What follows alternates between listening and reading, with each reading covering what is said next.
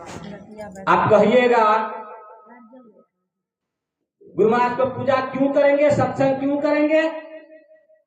जिस तरह संसार में कोई दुखी चाहता है, शरीर में कोई रोग चाहता है, कोई नहीं चाहता है, लेकिन आ जाता है, झेलना पड़ता है। तो इसी के क्रम में संत सम्राट कबीर साहब कहते हैं, सुमिरन से सुख होत है, सुमिरन से दुख जाए, कहे कबीर सुमिरन किए साही माही समाई। सुमिरन मतलब परमात्मा का भक्ति। कहीं हमारे गुरु महाराज कहीं बाहर तोड़ने के लिए नहीं कहा, युक्ति आपको सीखना पड़ेगा। जिस तरह हम लोग चावल बनाते हैं, सब्जी बनाते हैं, तो उसमें भी युक्ति चाहिए। कितना नमक डालना पड़ेगा, कितना हल्दी डालना पड़ेगा, कितना मतलब मसाला डालना पड़ेगा, तब सब्जी खा पाएंगे। थोड़ा सा उल्टा पुल्टा होने से कहिएगा आज सब्जी अच्छा नहीं बना। उसी तरह गुरु महाराज के पास जाके युक्ति सीखना पड़ेगा, तब मानव शरीर में आपसे भक्ति बनेगा।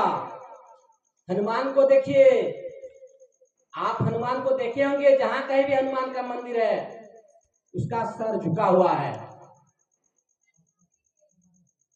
तो कहने का मतलब मानव शरीर पा करके ईश्वर भक्ति में लग जाइए, इसी में मानव जीवन का कल्याण है, नहीं तो बेकार है। साथ में कोई जाने वाला नहीं है। एक दिन हमारे गुरु महाराज का भजन थोड़े देर में सुने, जनीली पटोरे प्यारे जगह पर देशवा सुख कछु इहवा नाही, यह पर देशवा काल कबेसवा जोरे आवही दुख पाही। इस संसार में सुख नहीं है, यहाँ से जाना पड़ेगा, रोना पड़ेगा, तो अपना कल्याण यह पर देशवा काल कबेसवा। एक संत ने कहा है, न बालक न यौवने न वृद्धे कुछ बंद, वो अवसर नहीं जानिए कब आए पड़े जमफन। कब किसका मृत्यु लिखा है पता है हम लोगों को? नहीं पता है।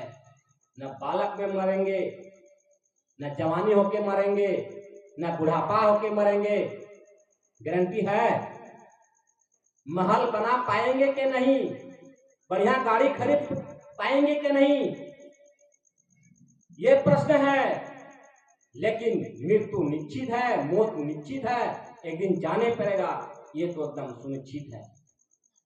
इसीलिए संतों ने चिताते हैं, हमारे महर्षि साहिब स्वामी जी महाराज का वाणी है, प्रभु ने मानुष जन्म तुमको कैसा दिया, सोच रे मन इसे पा भला क्या किया।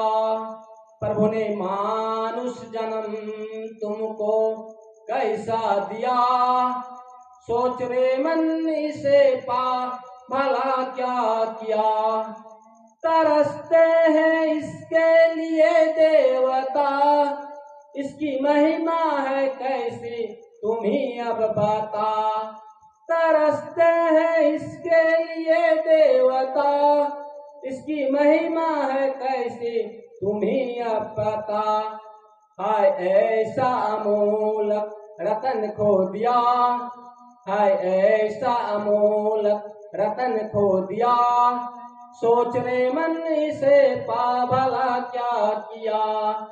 प्रभु ने मानुष जन्म तुमको कैसा दिया, सोच रे मन इसे पा भला क्या किया। देखिए, परमात्मा ने मानव तन दिया है, इससे पाकर बढ़िया कर्म क्या किए। तरसते इसके लिए देवता, जो सत्संगी है उसको पता होगा 33 कोटि देवी देवता है, एक दो नहीं।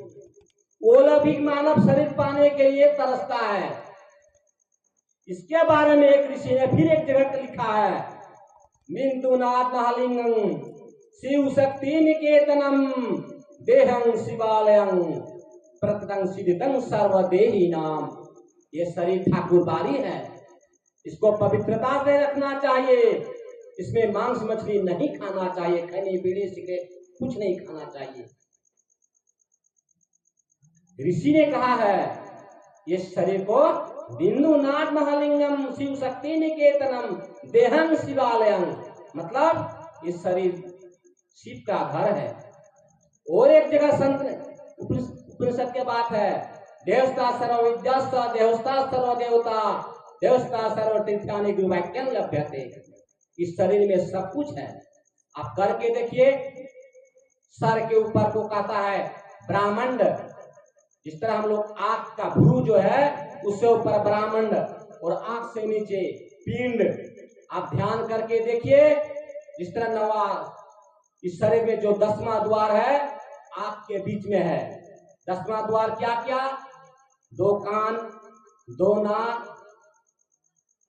2 कान, 2 नाक, 2 आंख, 6 मल मूत्र विसर्जन 7 और मुंह 8 और शरीर नहीं है जो बंद है। हम लोग जिस तरह भगवान शिव का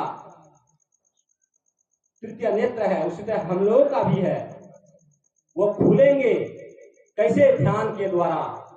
इसलिए हमारे गुरु महाराज कहते हैं ध्यान कीजिए। ध्यान में इसे नहीं बैठ सकेंगे, बहुत अभ्यास करना पड़ता है। हमारे गुरु महाराज का गुरु थे बाबा देवी साहब, उसने 32 वर्ष दृष्टि योग की साधन किया था। और हम लोग अभी मानव शरीर क्या ये भी नहीं समझ पाए हैं, तो भक्ति कैसे करेंगे? यही सब समझने बुझाने के लिए हमारे पूज्य बाप पधारे हुए हैं। मैं विशेष आगे नहीं बढ़ूंगा। आप लोग की सेवा में कोई भूल त्रुटि हो तो क्षमा कीजिएगा। बोलिए प्रेम से श्री सद्गुरु महाराज की जय।